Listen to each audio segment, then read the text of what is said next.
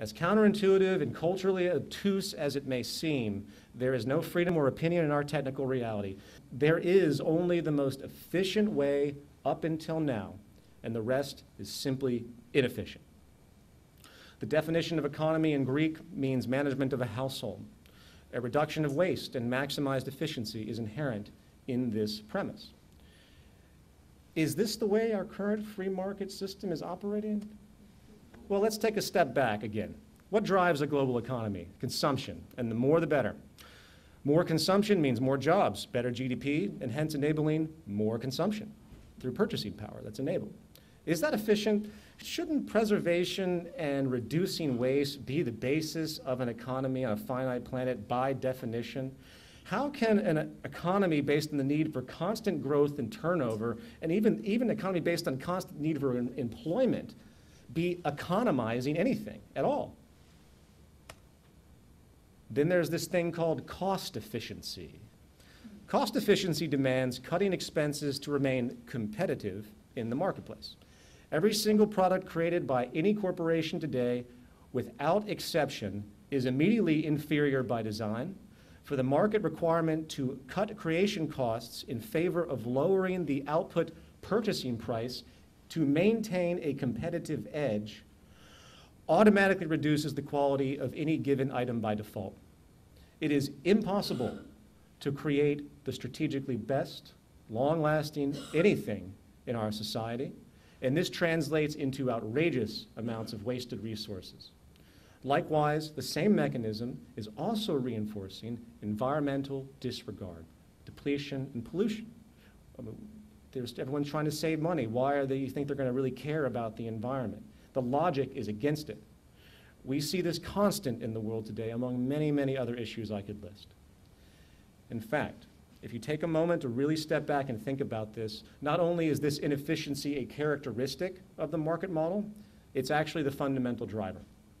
Having clean, say, unpolluted water in your home might seem like a nice thing and gesture, but the fact that money is not being exchanged for that is anathema to the economic sustainability that we've come to understand. So more pollution means more profit. More disease means more jobs. Ad infinitum. In fact, I would go so far to say, as pointed out here, that sustainability, efficiency, and preservation empirically are the enemies of our economic system, and that's unfortunately the firm reality.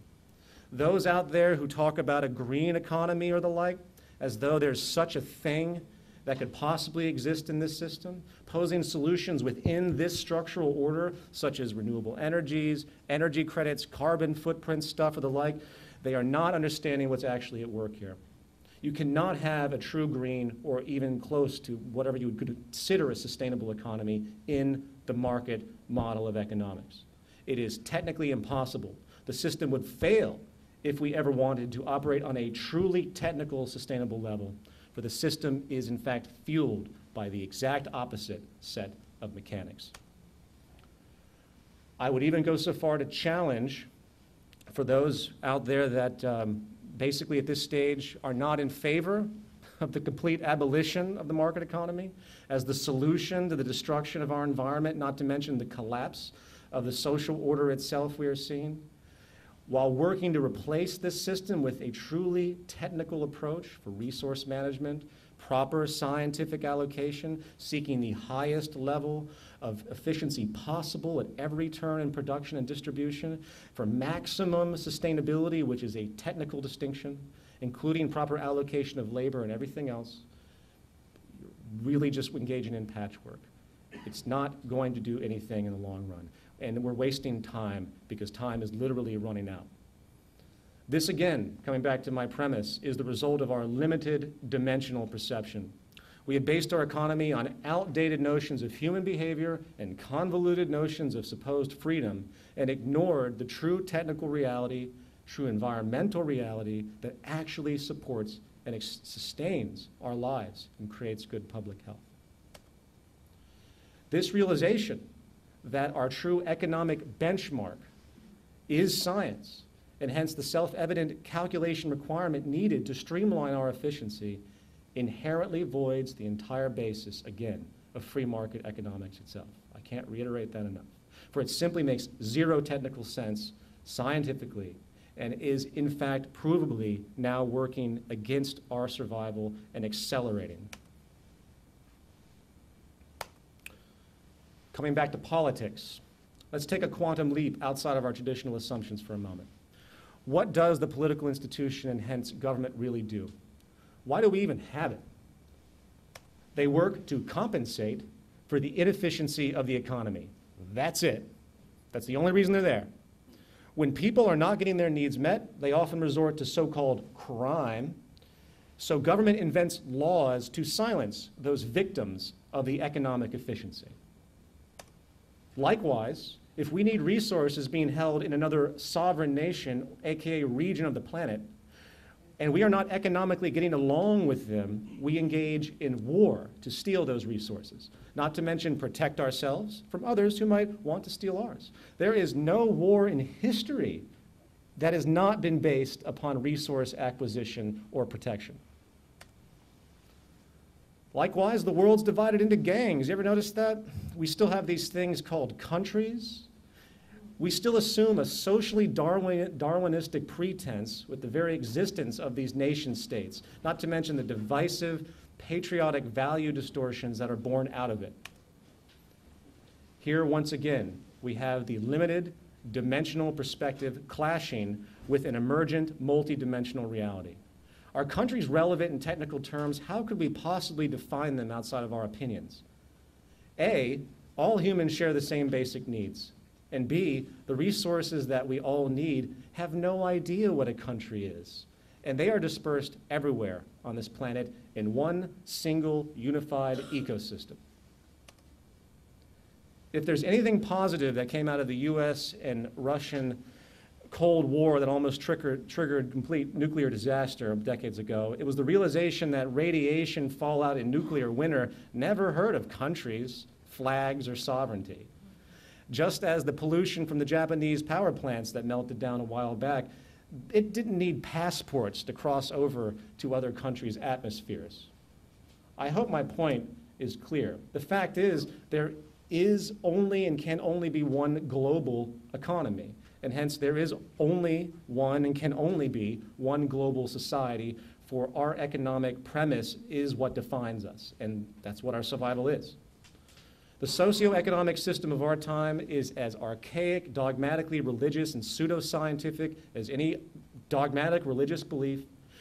They are completely decoupled from the benchmark of our scientific emergent reality, which is being denied, held in place by traditional, non-emergent institutions, which, mark my words, will be what destroys life on this planet as we know it, if the multidimensional reality that is springing up is not realized and brought to the surface quickly.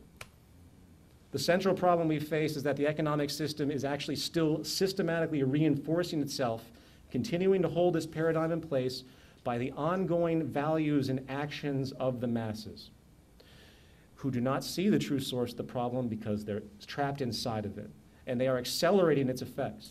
For example, if anyone out there frames their sense of leadership or success based on money or acclaim, you have a rude awakening coming to you. In fact, I couldn't help but notice reading the pamphlet of all the well-meaning presentations in this event, and they seem to frame things in a very similar way as far as the way they orient themselves in this system. And I don't blame them and don't put them down, but I hope this definition can eventually change. What is true success? Is success how well you manage your company, sell a book, gain a profit, or anything that engages the current socioeconomic paradigm? If you agree with what I have just described with respect to the economic system, those focusing on short-term material success might very well be assisting in their own long-term failure and demise, for they are only perpetuating a detrimental social system in the end that, as I said before, will get the best of all of us if it isn't stopped. Shouldn't true success be your ability to adapt to the emergence of new information? Improving your relationship with the natural order benchmark that we've spoken of? Is there really anything else that could possibly define success in the broadest possible terms?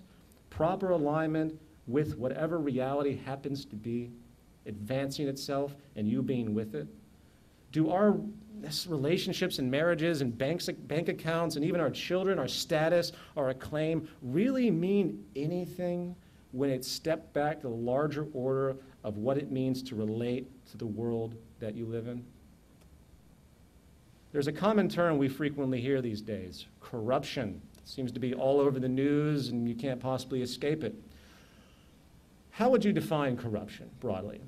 I would define it as the initiation or support of deprivation, exploitation, and/or abuse, either social or environmental. If this definition is accepted, then it is logically correct to say that all acts of commerce are inherently corrupt. If you define corruption as deprivation, exploitation, or abuse, every time you mark up a value on a good you sell or cut corners to save money, you are engaging in deprivation, exploitation, and abuse by its systemic causal effect and intrinsic rationale. That is the behavior our social system requires to continue, and that distortion is currently masked as normality. In conclusion, and as a final rogue example of this limited dimensional perspective, meeting an emergent, multi-dimensional reality that is forcing its hand, there is no you and there is no me. We live in a world which assumes division. Why? Because that is what we perceive with our five senses, limited sense organs. But molecular study has proven the opposite. It doesn't see it that way. There is a perpetual ebb and flow and exchange of molecular data constantly happening within you and outside of you, interweaving with your environment at all times and many levels. Concurrently, our life support is explicitly symbiotic as well. We need resources to live, and hence the connection to our evolutionarily adapted habitat that basically created us over generational time. There's absolutely no disconnect. In the words of Jacques Fresco, you don't see the plug up our ass, but it happens to be there. And then we have the knowledge level as well, as I alluded to before. We exist in a group mind. Newton did not invent gravity, just as Einstein did not invent relativity.